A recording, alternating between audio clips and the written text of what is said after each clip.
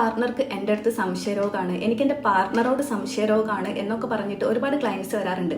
ഈ ഒരു ക്ലയൻസിനെയൊക്കെ സ്റ്റഡി ചെയ്യുന്ന സമയത്ത് എനിക്ക് മനസ്സിലായിട്ടുള്ള കാര്യം, ഇതിൽ ഭൂരിഭാഗം പാർട്ട്നേഴ്സിനും വന്നിട്ടുള്ള പ്രശ്നം എന്താണെന്ന് വെച്ചാൽ, ഈ ഒരു പാർട്ട്നേഴ്സിന്റെ ഇടയിൽ ട്രസ്റ്റ് ബ്രേക്ക് ആയിട്ട് ഉണ്ടാവുന്നതിന്റെ ഭാഗമായിട്ട് ഉണ്ടായിട്ടുള്ള സംശയരോഗമാണ്.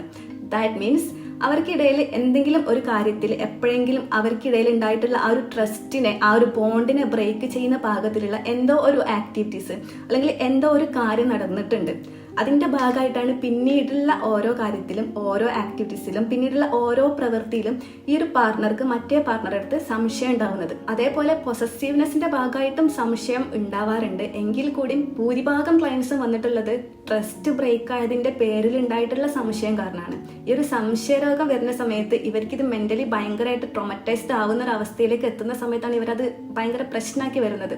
സോ നിങ്ങളുടെ പാർട്ണർ എപ്പോഴെങ്കിലും നിങ്ങൾക്ക് സംശയരോഗമാണ് എന്ന് പറഞ്ഞിട്ട് നിങ്ങൾ കളിയാക്കുന്നൊക്കെ ഉണ്ടെങ്കിൽ ആ ഒരു പാർട്ണർക്ക് ഈ ഒരു വീഡിയോ ജസ്റ്റ് ഷെയർ ചെയ്തിട്ട് പറയാം, സംശയരോഗം അല്ല പ്രശ്നം, ട്രസ്റ്റ് ആണ് പ്രശ്നം, ട്രസ്റ്റ് ഇവിടെ ബ്രേക്ക് ആയിട്ടുണ്ട് എന്നുള്ളത് അവരെ ജസ്റ്റ് ഒന്ന് അവെയർ ആക്കാം. And follow for more.